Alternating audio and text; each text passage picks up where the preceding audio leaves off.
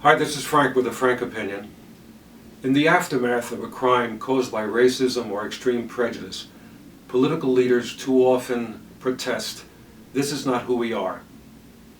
But it has been who we are since the first slave ship landed at Jamestown, Virginia in 1619, and who we are today permits the maltreatment of asylum seekers from south of our border.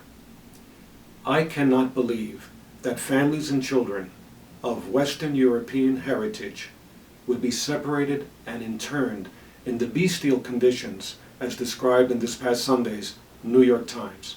And let me read to you from that article. The subheading is "Accounts from a Child Detention Complex in Texas are the stuff of nightmares." But inside the secretive site that is now on the front lines of the Southwest border crisis, the men and women who worked there were grappling with the stuff of nightmares.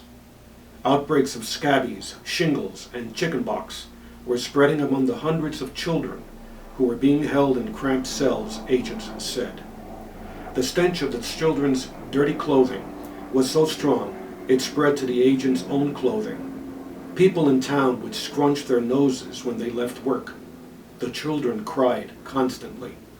One girl seemed likely enough to try to kill herself, that the agents made her sleep on a cot in front of them so they could watch her as they were processing new arrivals.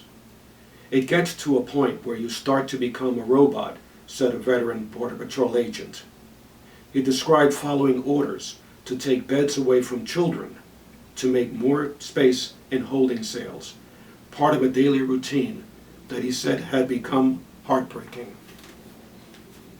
I believe that Trump's policies and actions with respect to asylum seekers from Mexico and Central America are grounds for impeachment under the heading of high crimes and misdemeanors, and are in fact crimes against humanity under international criminal law. Impeachment was made part of our Constitution in order to prevent a president who was incapacitated and abusing the power of his office to do such things that, in James Madison's words, would prove fatal to the Republic. After rejecting the words corruption and maladministration, the phrase high crimes and misdemeanors was added to treason and bribery as our grounds for impeachment. High crimes and misdemeanors was one of the grounds for impeachment used by the British Parliament since 1386. Our framers decided to leave the phrase undefined so that it could be applied to circumstances both grave and dangerous that they could not foresee.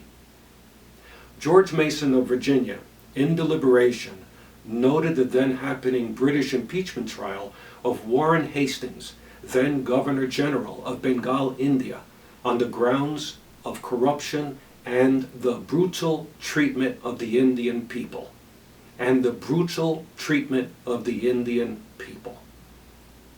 The Democratic Party, which is at best ambivalent about racism, has an opportunity now, through the impeachment of Donald Trump, to force Americans to decide who we are. Thank you.